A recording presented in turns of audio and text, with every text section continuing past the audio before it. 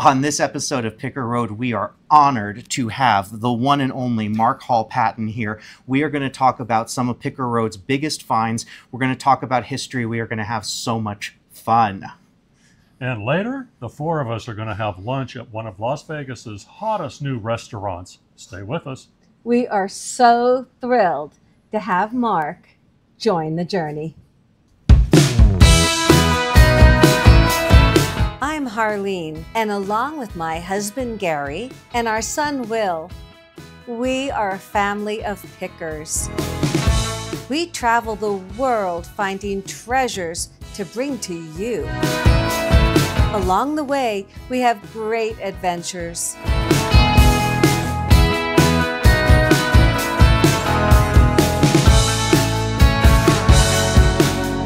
Come along with us.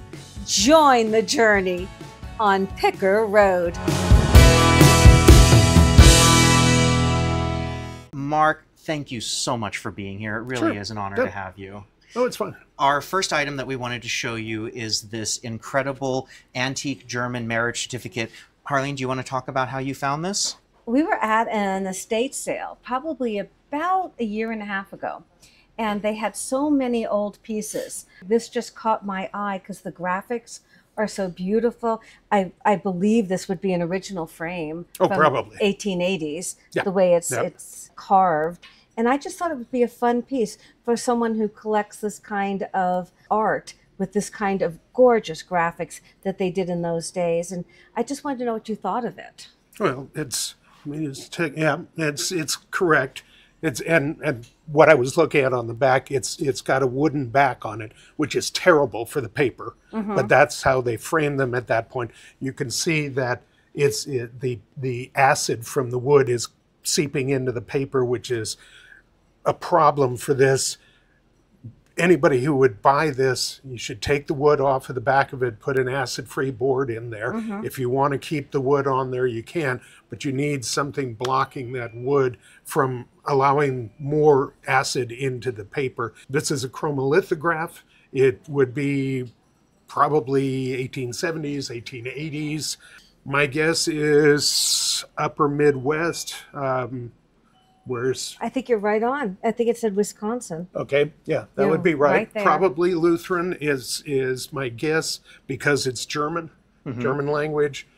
Most of the Lutheran churches at that point were still speaking German in church. It's very similar to a number of ones that I saw when I was with the museums in Sioux Falls, South Dakota. I was there for 3 years at one point in my career. And they're just beautiful because at that point they were actually stone lithography, so they were just beautifully made, and it's in great shape. It is. My guess is the original frame. This type of frame is absolutely that time period. So it's a really nice piece. And in context of that time period, obviously, for a family in Wisconsin, this is the most important day of their lives. Oh, yes. And it is this is the piece that would be up on the wall. It's not necessarily the legal document. This is the show document. Yeah. This is the one that, you're showing off, this is the one that I want to show that we're married now. And it's the one that it's got everybody's signature on it, and you've got, these are the two that were witnessing the marriage and all of that.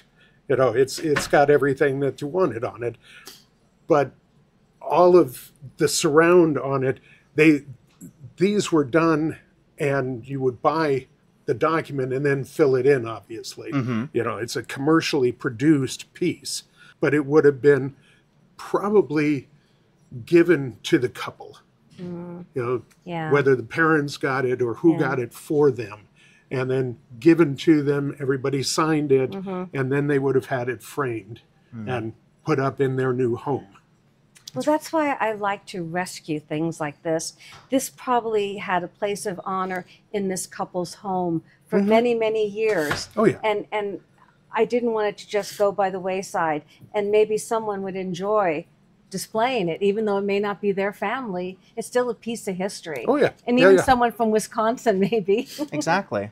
Could be, but also out here, you're not going to find this kind of a piece often in Las Vegas. Right. Right. You know, so it's something that would be an artwork out here. It very much speaks to the melting pot of America, but then also the melting pot of Las Vegas, that we found it here, that it wound up here from, you know, in the 140 years since it was created. Oh, Yeah. yeah. And it's nice that, you know, somebody brought this, if you found it here, Yes. then we they did. brought it out with their family. Yes. This was a family piece. And unfortunately, nobody in that family wanted to hang on to I it. know. That's. But that happens, you know, quite often. And so now hopefully somebody will come in and say, yes, I want that. I Yes. want it as an artwork to be on my wall.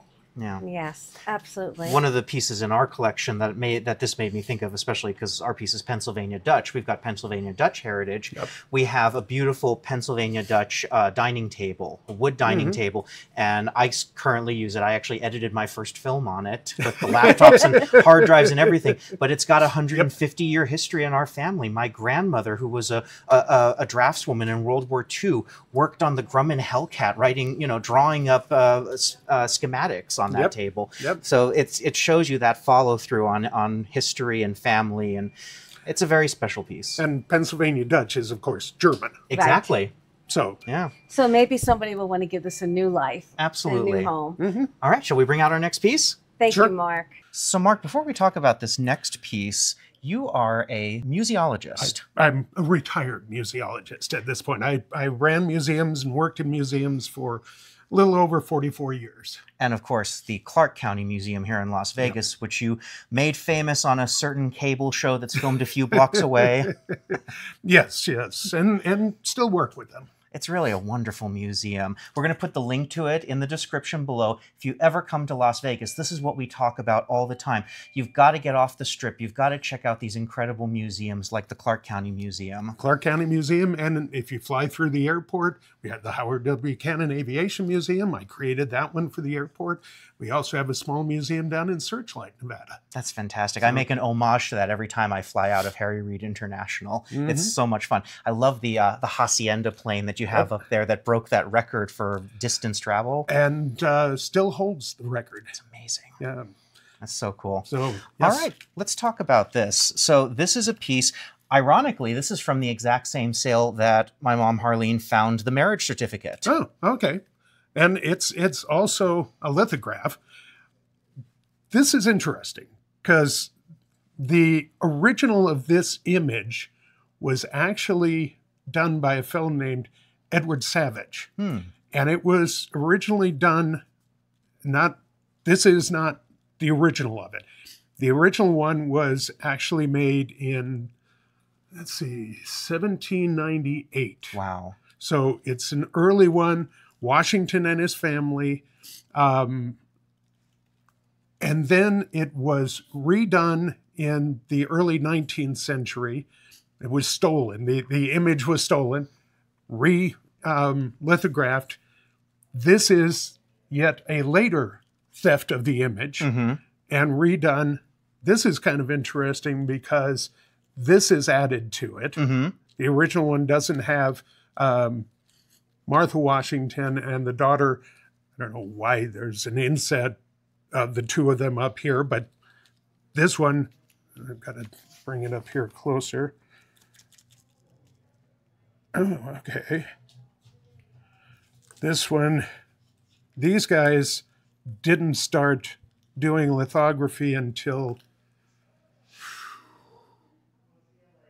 the early 1830s. So this has got to be after that.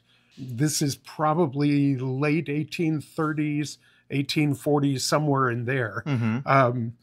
It's obviously got some water damage on it. It also, it's got a wood backing again.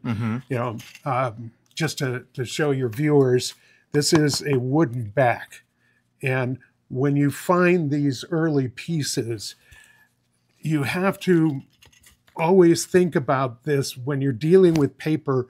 A lot of these early pieces, they back them with a wood panel, and that's terrible for paper. You want to take that panel off, put an acid-free backing on it, because wood has a lot of acid in it, and it will migrate into the paper. That's why this has this brownish tint to it. That's acid in it. Yes. And that's working on the fibers in the paper. So that's not a good thing.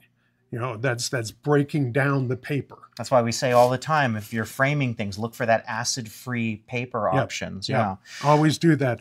And this one, it could be treated, but you probably wouldn't want to do that. That would continue to mess with the colors in it. At this point, all you'd want to do is stop what's happening now to it.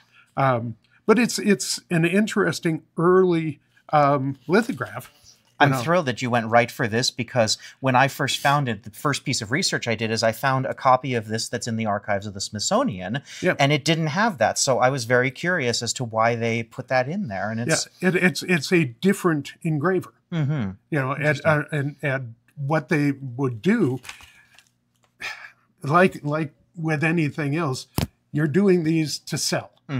And so somebody took the image, and this image was redone by a lot of different lithographers. Right. And so this one said, okay, I know what we're going to do to be able to sell this. We'll stick another image in it. And then they sold this image, and they would, you know, engrave the plate, print it, color it, and this would be hand colored, and then, you know, put them out there and see how many they could sell. Right. You know? It's no different than, like, right now, all those public domain silent films, you've got musicians doing scores to them so they can do their new take on something that's existed for 100 years. Right. And part of that, by the way, is because we don't have the original scores. Because the original scores, we may have a listing of what the music should be, but we don't have the complete set of music. Yes. Because the way those were set up, you actually had specific sets of music, and you would get numbers, and you had to go to your set of music and pull that particular piece of music and play it. Yes. And nobody saved all that music in order by number. It's a tragedy. Yes. I tried to put together a silent movie show one time, and we could not find a set of music to do that. Something to be on the lookout for. One of my favorite things was growing up in Santa Barbara, going to the Arlington Theater, which has an original Wurlitzer organ, one of the most impressive ones in the world, in my opinion. And they would do silent film screenings. I remember going on Halloween to see Nosferatu and Phantom of the Opera, Charlie Chaplin films. It's just the best. There's nothing like it. Well, we were doing this in San Luis Obispo, by the way. Yes, that's right. You were up in... It's so funny. It's a small world. We're here in Las Vegas, but you were director. Yep. I ran the museum system in San Luis Obispo County for 8 years. Wow. You know, I was all over the place in my career. But now, in context of this, what I think is fascinating about this too, because you're saying 30 years after Washington's death, they're still making prints of him. It kind of goes to show the legendary status. Oh yeah. No. He was the father of our country and all of that. Even at that point in time, you know, everybody was looking back at him, and you know, at that point in time, everybody wanted something of him. He had not lost his status as something that, you know, a print like this would hang on the wall in not just in schools but in homes. Yeah, you know, and you know, he and his family, you know, even though these weren't his kids, they were his stepkids, and that didn't matter. Yeah, you know, that was something that they wanted to show. But the interesting thing here is, you notice he's in his military uniform. He's not in civilian clothes. Yes. You know, and that was done on purpose. When they engraved this, you know, Martha Washington is obviously a dowager lady in this, but he's being shown as the man who gave us our freedom, gave us our country. Yes. You know, not as the president, but as the general. Right. But then in the context of president, I think it's still to this day, I'm about, I want to say, 200 pages into Ron Chernow's Washington right now. It's my first time reading it. I'm very excited.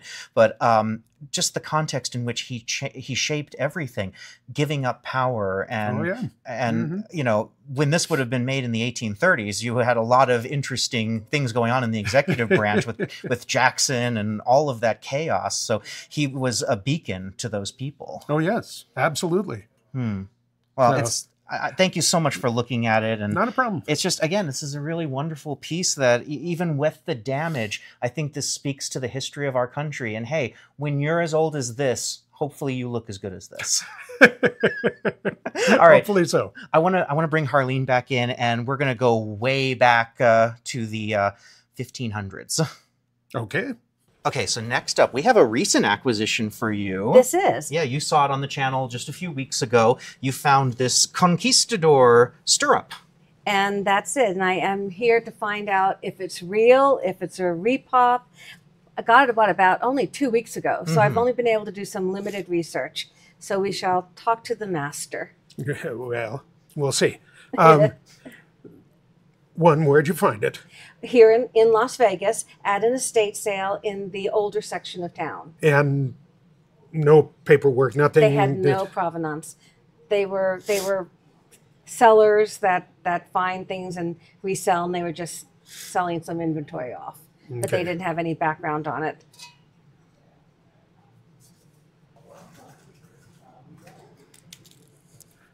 He's got a flashlight in his pocket too. Just like I Gary. always carry one. You know, it helps. You know, the problem with these is they have been reproduced so much. They've been reproduced for 100 years. I'm sure. And so you will find ones with great patina on them and that. That's the importance of having that trained eye to know what to look for. We are trying to always train ourselves and educate ourselves to learn and do always better. finding something new. Always. That's the best part about the journey, is learning something along the way. Absolutely. Oh yeah. Well, and we continue to learn all the time. I'm continuing to learn. I'm an omnivore when it comes to history. You know, I was once driving with my CPA to a meeting. It was like 6 hours away, and I said, "Where does a certified public accountant come from?" And he said, "Do you really want to know?" He said, Oh my "Because I've goodness. taken the classes, I can tell you." I said, "Yeah, I'd be curious." And I got a 2-hour lecture on the history of the certified public. It was fascinating. It was passed the time. Yeah, no, it was a great, just a great history, and I loved it. Yeah. It's amazing what you can learn. Absolutely. It was full of crimes and bankruptcies and all this. It was really great. Something you would never think would be fascinating. Yeah. And it was. Is it I'm trying to remember I don't remember the exact quote, but it was something Will Rogers said about, seeing the world from somebody else's perspective. Oh yeah, always. I'm dubious on this, and there's a couple of reasons. Yes. And it's just, I don't like these cutouts. What were they before? Yeah, that's my thought. There's no reason for those to be there. Okay. Those look like this was made to either hang or to be, shown somehow. Okay. The other wear pattern, this stuff doesn't make sense to me. Okay. When I look at a piece, I look for things that don't make sense. Yes. Yes. I never automatically look for what looks old. I look for things that don't make sense to me. Right. Kind of reversing it. Right. Yeah. And this is iron rather than brass, Okay. which shouldn't be. It should be more brass. Okay, the whole thing or just that bar? Well, no, that the whole thing is brass. Yeah. But you've got an iron bar in here. Okay. All right. And again, I'm thinking that should be brass as well. Gotcha. Doesn't mean that could not be a fix that was done at some point in its Okay. history. Sure. So it doesn't mean that it can't be real. I'm just saying that it makes me think that I'm a little more dubious on it. This looks like it's supposed to be a shell, which if it was, it could be for St. James. St. James has the clamshell as his symbol, but you shouldn't have the ring on it. Okay, That at the doesn't make base. sense. Yeah. Okay. And I've seen a number of ones that do have the clamshell on them, but not with this. Okay. Doesn't mean, again, that's not it can't be on there, but it doesn't, it's not a yes or no. Right. What Right. I'm saying is I can't say for sure. Okay. I'm dubious, but So it may not be an actual conquistador, but Yeah, would it be yeah. maybe a couple, And- 100, maybe just 100 years old, or could easily be. Yeah. It I mean, looks it's the got, patina? yeah, it's got that kind of patina on it. Yeah. But it strikes me as the sort of piece that would have been made to look old, Gotcha. because Yeah. if you think about it, 100 years old, that's 1920s. That's not that bad. No, Right. and that's a time period when the Spanish revival was in full swing. Really? Okay. And everybody wanted Spanish stuff. Okay. Throughout the Southwest, throughout California, All right. that was the time period when people wanted this kind of stuff for their home. The exposition down in San Diego Oh, yeah, got all that Panama, architecture. California. The Yeah. Panama, California Exposition, 1915. All of this kind of stuff was Okay. big then. Yeah.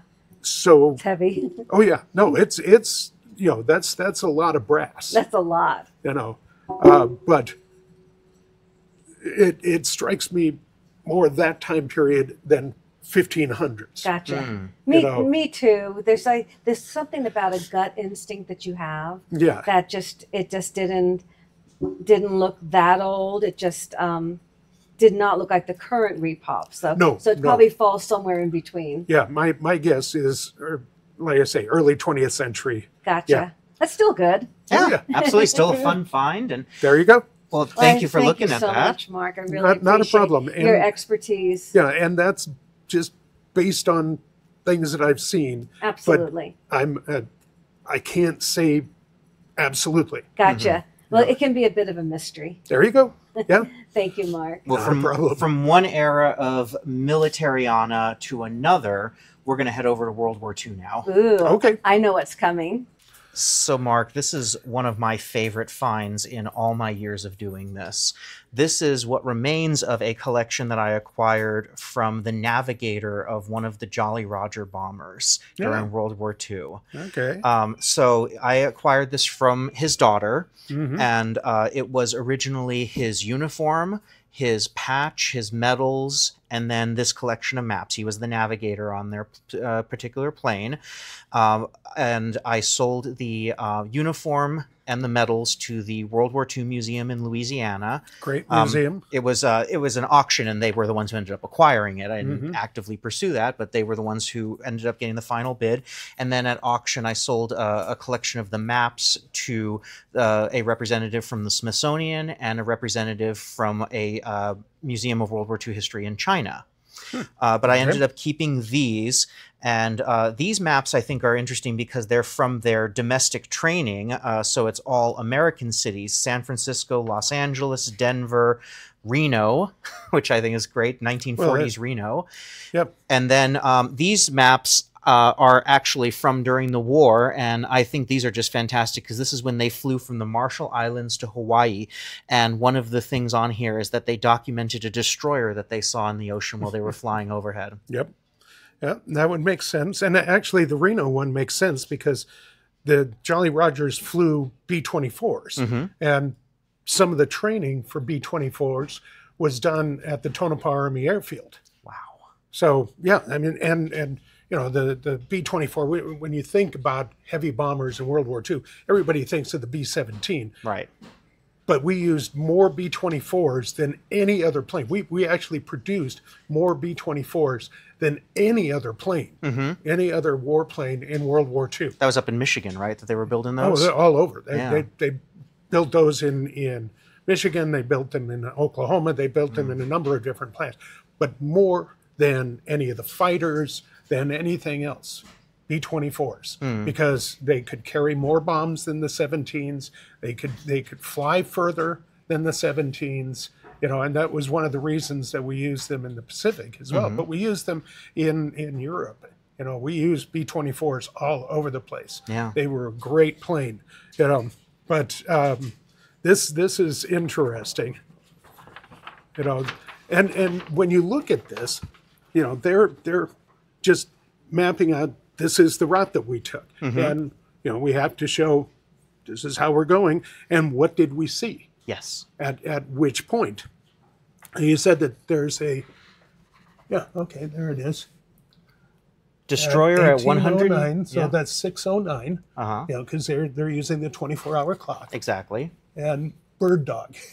Yes, because you don't want to say which destroyer it was, but they have a you know, a code name for it.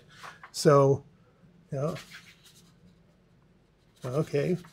Crossed at 9:15, latitude 11.4, crossed 170. Okay, we've got bikini on here, so yeah. Very good. Yes, you've got the island, this chain. Very nice. And then I believe this is the other portion of that same The journey. Gilbert's down here, the Phoenix, okay. This one, I'm going to open it up here, is then Hawaii to San Francisco. So I don't know if this was possibly at the end of the war when they were coming home. These maps were actually issued in 1945, it says, so it could Yeah. very well have been their mission back home. Yeah, very, very likely. Yeah, to Honolulu here, and then back to the States. It really is an amazing thing that the Greatest Generation did. And you were telling us before we started filming, your father was part of the Greatest Generation. Oh, both my parents. Yeah. Yep. Yeah, Dad was Navy, Mom was Army. That's so wonderful. You've heard me talk about it on the channel a million times. My grandmother was an aeronautical engineer for Grumman. She helped design the F-6F Hellcat. That's why I named my production company Hellcat Productions in honor of her. What she instilled in me was such a great respect for the people who saved the world in World War II. No, this is fascinating. This is wonderful stuff.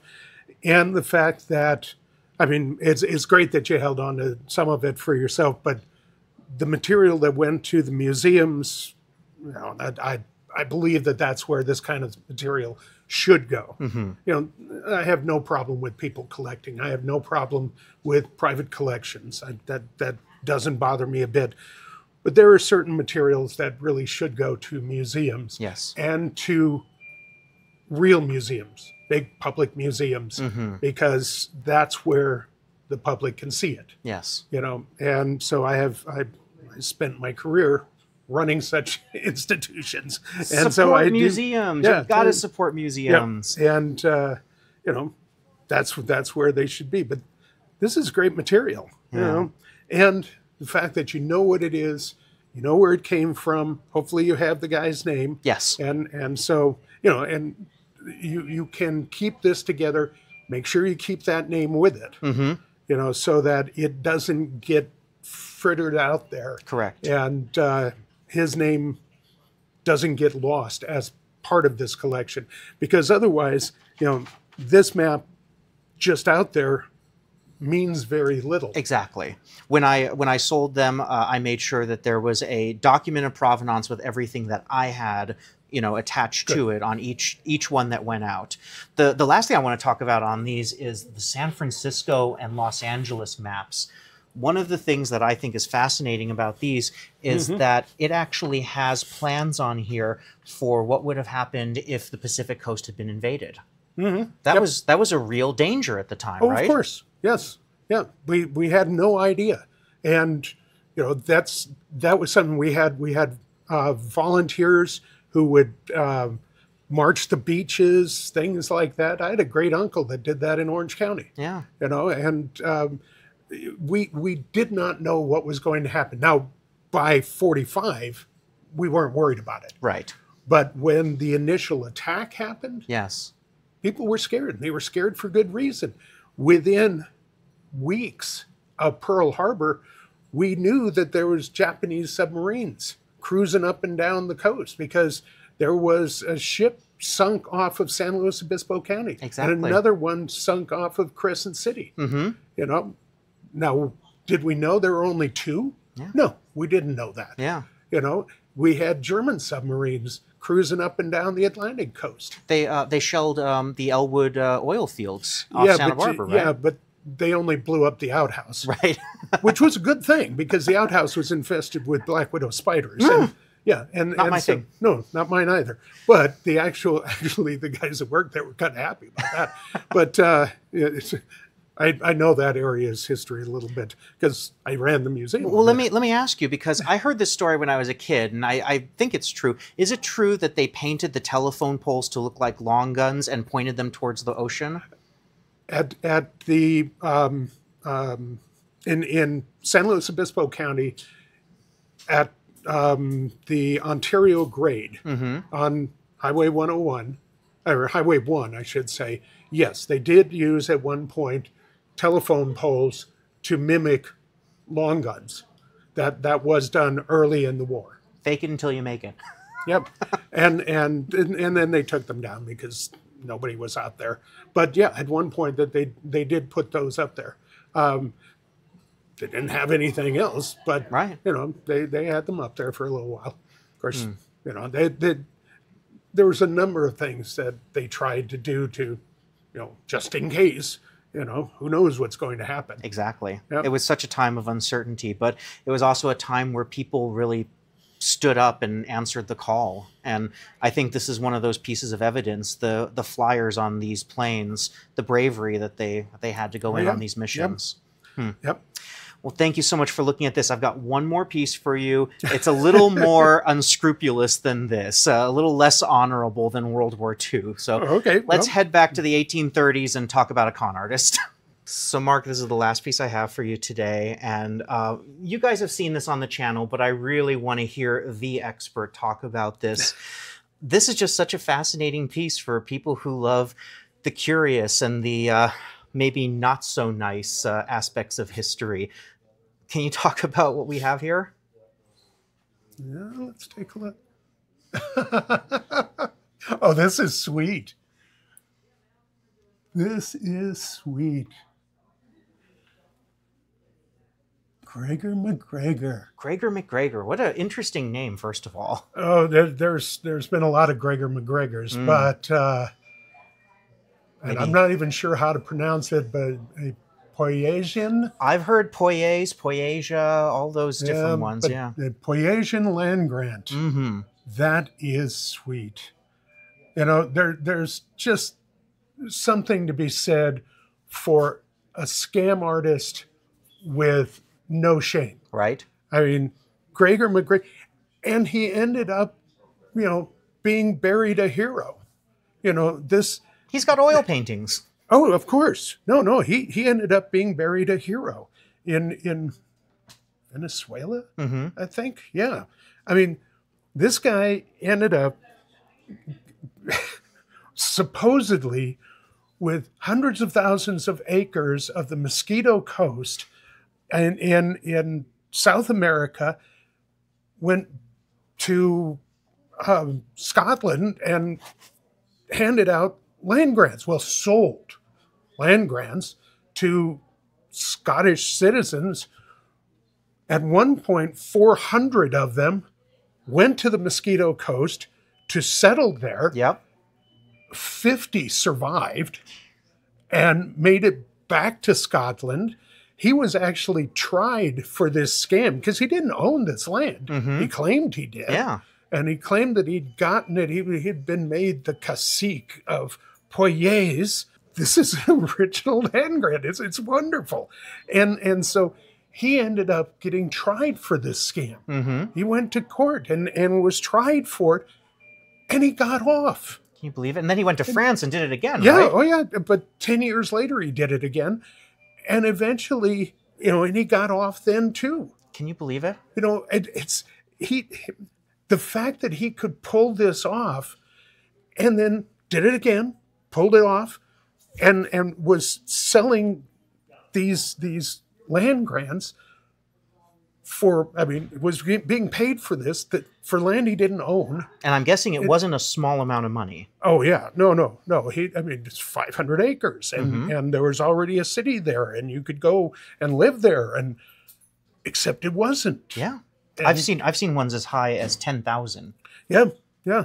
But then after the second trial, he went back to South America, where he was feted as a hero, and he ended up, like I say, he was treated as a hero, and he served in the military there, and ended up when he finally died there, at the age of like 58 or something. All of this, he didn't live, into his 80s or 90s. Right. It was a fairly short life. Yeah. But he was buried as a hero of the country. It's fascinating. He's just an amazing guy, and he pulled it off. It was a complete scam. It's incredible. Just a complete scam, but it's a wonderful piece, and it's in nice shape. I mean, it's split along, right? Because this was obviously folded up and kept. It's signed by him. It's this is one of the ones that somebody bought. Yeah, and it's 1834, April 28th, 1834 in London. So this is the second go round. Wow. It's great. This is a very sweet piece. I like this because you can tell the whole story about this guy and this scam and all the things that went into it around this document. This is the kind of artifact that makes a story real. This is when I try to tell people what it is that artifacts do. Artifacts make history real. Yes. Now you can tell the story of Gregor MacGregor, and you can show people pictures of him in that.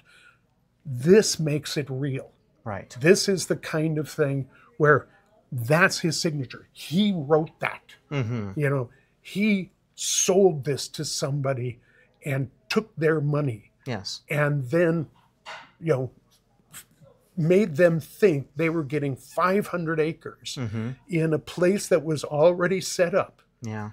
And took their money and laughed all the way to the bank. And he told people that this was prime land, that there was minerals, and it was prime for people to build communities in. Yeah, and just took it and walked away, and had them believing everything that he said. Wow. Yeah, so this is the kind of artifact that does so much to make a story that is just something that you just can't believe absolutely real. Yeah. So it's a great piece. I like this. Thank you so much. This was a real find. This is one of my favorite finds, to be honest with you. It just, like you said, it brings you back into that moment. And, we hear today about Bernie Madoff or Ponzi or any of those. This is a precursor. This is, it shows you that tale as old as time, basically. Oh, yeah. If people can find a way to take your money and do it easily, they're going to do it. So as they always say, buyer beware. And the most ironic thing about this is that now this is worth something. I Yeah. know you don't do appraisals, No, but I don't care. this is now worth money, whereas back then it was the exact opposite. I think it's so fascinating. It was Yeah. like several years back, Disneyland auctioned off stuff that they were going to remodel, and the fake gold from Pirates of the Caribbean sold for more than the price of gold. It's just how Yep. history treats items and Yep. makes them so different. Mhm. I cannot thank you enough for doing this, for looking at these items. I want to talk again about Clark County Museum. Oh yes, need to go out and see it. It is hard to find it open. It's only open 7 days a week. 9 to 4:30. It is $2 to go through. I know it's expensive, and the exhibits in the airport, they're open only 24 hours a day, They're so 7 days a cool. week. So you can always see those. The museum down in Searchlight, that's open 10 to 2, but you can see that one as well. That one, it doesn't charge. We don't charge down there, but you can see a little bit of history about Searchlight when you're down there. So need to go out and see those. I'm not there anymore. I have retired, did that 3 years ago, but my successor is doing a wonderful job out there. She's doing a great job. Staff is doing a great job.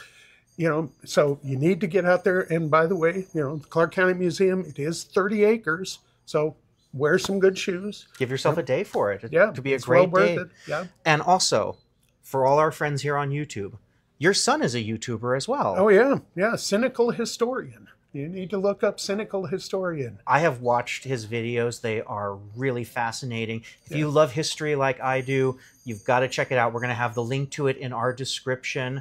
Mark, thank you so much for doing this. Thank you. Shall we go grab lunch? Yeah, I think so. All right. Over at Esther's Kitchen. Yes, this is the hottest new place in Vegas. We'll see you there.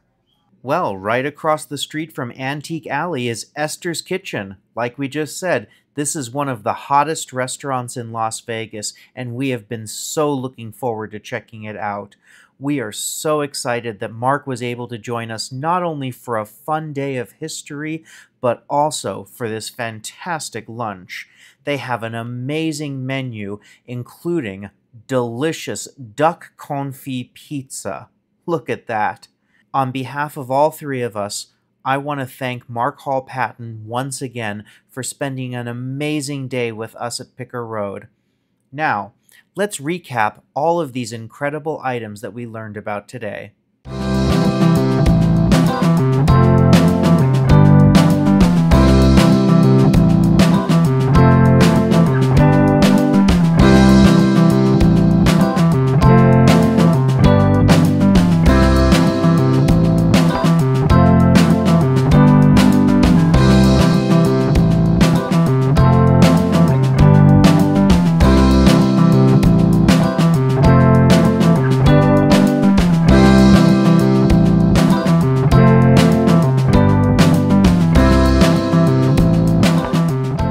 Thank you so much for watching. If you haven't already, please like, subscribe, and ring the bell so you always know when an episode premieres.